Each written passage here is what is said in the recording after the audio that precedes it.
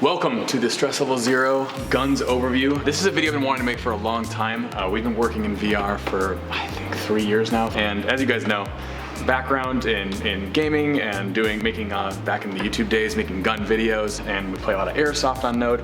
We're into guns. We kind of made it our personal mission to try to make VR guns as good as possible. I mean, and really what it is, we're trying to take these and figure out how to make it into a gun in a way that's satisfying. We think the ceiling on this is very high. Everything that we've seen has showed that it can get a lot better than what it is, and it needs to get a lot better than it is. VR didn't become interesting to us as developers until we had track controllers. We needed input, we needed agency. There was nothing we could really design around game-wise until we had track controllers. Fortunately, everything's going swimmingly for that. As soon as we had track controllers in-house, the initial thought process was hover junkers. So this is going back to, say, like early 2015, was how do we turn this into this? Initially, we're like, we should start small and build up. And so the easiest gun to get right seemed like the handgun. For the people in the know with the VR community now, just about every game has some form of recoil on the guns.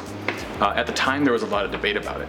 People were saying that you have to believe the track at all times has to be locked in. You can't possibly vary from that. And so we're like, well, initially we're like, can't have guns without recoil. That just didn't sit right with our gut. The initial thing we tried was we tried putting a gun on there and you could see the controller at the same time. And immediately that was garbage, that was terrible. And that was because as soon as you could see the controller and you'd see the gun move, but the controller not move, you immediately knew. You could it was like the Wizard of Oz when you could see behind the curtain, right? The magic was pulled back, and so it felt wrong. This is all gonna sound very basic, but it's important because this is the same philosophy that we've been building on for 2 years now as we approach bigger and bigger and bigger guns. So hover junkers, initially we were thinking like, should we do two-handed weapons? We knew we wanted to make launch with it, and so we're like, you know what? We felt like it's gonna be too much to try to get it right, and we didn't want to put it out if we didn't feel like it was just right. Instead, let's relegate a two-handed weapon to the final expansion for hover junkers. We'll buy ourselves a bunch of extra time to make that two-handed weapon and just focus on getting single-handed weapons right. They felt poppy, they felt good, and we were very happy with what that was. So hover junkers launches, comes out. We added some more guns to it, kind of adding to the same philosophy, and then we get to work on the rifle. And at this time, fortunately, stuff like hot dogs, horseshoes, and hand grenades had come out. Like, other people had taken stabs at how to do two-handed weapons, so we had a large amount of like other people's work to draw from to try things. And so we looked at, the conventional kind of like snap a hand on and aim the gun, but it never felt quite like great to us, We worked on it, we came up with different conclusions, and eventually what we did is we figured that actually the sniper rifle is the hardest gun to get right because you have the scope you have to aim down, right? And we'd accidentally taken on the hardest weapon to get right. And so we shifted our R&D team for that over to a new project we're working on called Duck Season. We had hover junkers development going on, and we had a new team that was also working on Duck Season. Every project we do, we want it to have creative fulfillment, and then we want to do stuff narratively we haven't done before, and then we also want to have like R&D that can build up to a greater whole. And so Duck Season, we narrowed the scope down to what we thought was the simplest and most forgiving two-handed weapon, which is a shotgun. So we looked at how to do the second hand, and there was two immediate problems that we identified. One, in order to have a satisfying two-handed weapon, you need grip input, right? You need good grip input. And the biggest shortcoming of the Vive wand is that this grip input is complete trash. It's just a binary button. Half the people that play the game don't even realize it's there. You can click it, and the best things that people come up with is like grip to toggle. Like gripping and holding doesn't seem to work that well. Later on, the touch controllers have a much better grip input. This is an analog button, and it goes and it pushes in, and that feels much more intuitive to use. So it's actually in the usable category. The only issue with it was it's still a button input, and so it's like you have to hold on to it with these two fingers. So it's kind of like you still have to train your body to do something that your tendons aren't very well trained to do, since these fingers are linked together. But but it works a lot better. Fortunately, in recent months, we've gotten these Knuckles controllers. These are being made by Valve, and they sent us these, and these ones are interesting to those who haven't seen them yet. What makes these interesting is, so you see there is no grip button, but what it actually has is capacitive sensing. So it can tell when your fingers are on it, it can tell when they're off, and it actually gives you a float value for everything in between. So it goes from 0 to 1, and then back to 0 as you go on and off. It behaves just like this, because this outputs, so there's actually a lot of really good compatibility between the Knuckles controllers and the touch controllers, because this is also a float value from 0 to 1. The big difference being that these ones, you don't have to train your other fingers to stay on the controller when you use it. Instead, you just let go with your whole hand and it stays there in your hand. And those are coming up like in 2018. So fortunately, this problem is being solved for us. So we're not gonna talk about that today. So the problem we can solve is something we were coming up with, which was, the problem is when most people go two-handed weapon mode, as soon as you toggle on or grip on, whichever controller you're using, however you're doing it, what people do is what's called a quaternion look rotation, where essentially what it does is it takes the position of this hand and it says, I want this hand, the forward axis, to look at this hand, wherever it is. And so you pull this hand around, it rotates around wherever it is, right? The issue with that is that you're immediately throwing out all the rotational degrees of freedom from this hand, and then the only rotational degree of freedom from this hand you're using is the up axis, which is defining the rotation of the gun.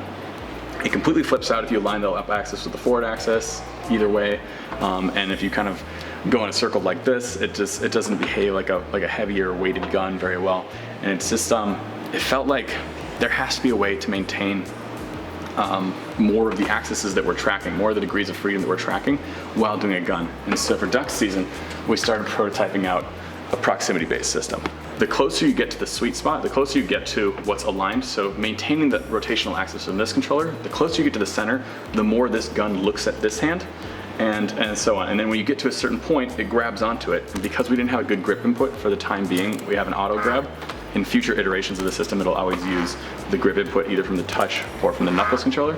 But when you get centered on there, it grabs onto it, and there's sort of this like play area where when you're in this range, it stays looking at it, but you still have the axis where if you rotate this hand, it pulls the gun a little bit this way, away from it, and it sort of rewards you for the more you keep your controllers aligned. Like, we wanted the player to pretend they were holding a shotgun.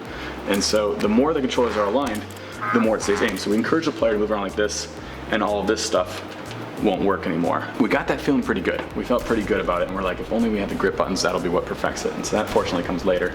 And we managed to get this rotation of axis back and this rotation, and so we're trying to use all of our tracking input to influence what the player is. And meanwhile, Hover Junker's team is back. They finished all the updates leading up to the single player update, and so it came time to readdress the sniper rifle.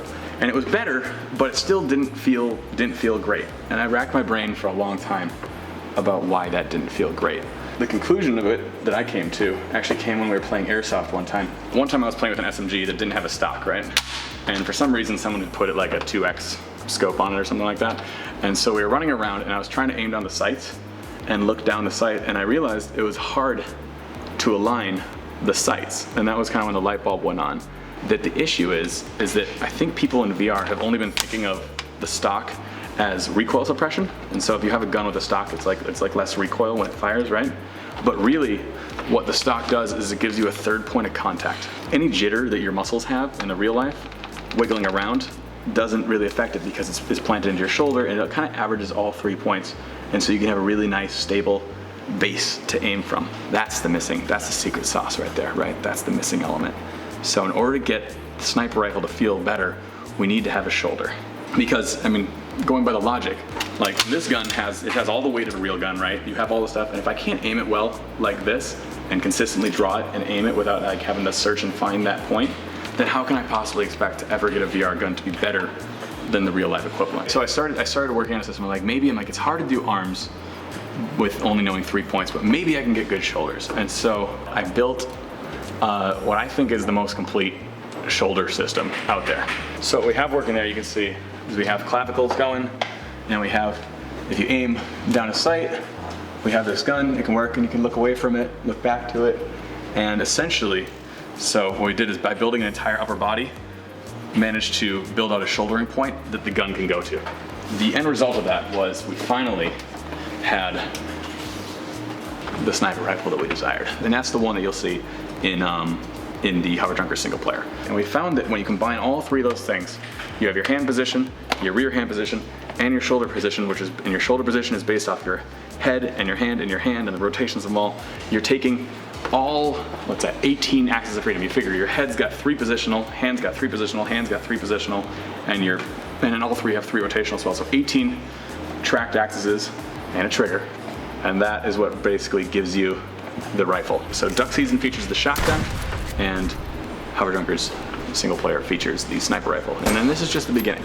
We're gonna keep pushing forward on that. We look forward to seeing what you guys think about all these different systems as we start to roll them out. That's a very compressed version of like 2.5 years worth of thinking about guns in VR. Get excited. The future, it keeps getting better, and hopefully our contribution among many can be good guns in VR. And so we're gonna get that out there because it's in our best interest that everybody has the knowledge to make as best weapons as possible. We'll make more videos like this, keep pushing forward, and happy hunting when duck season comes out.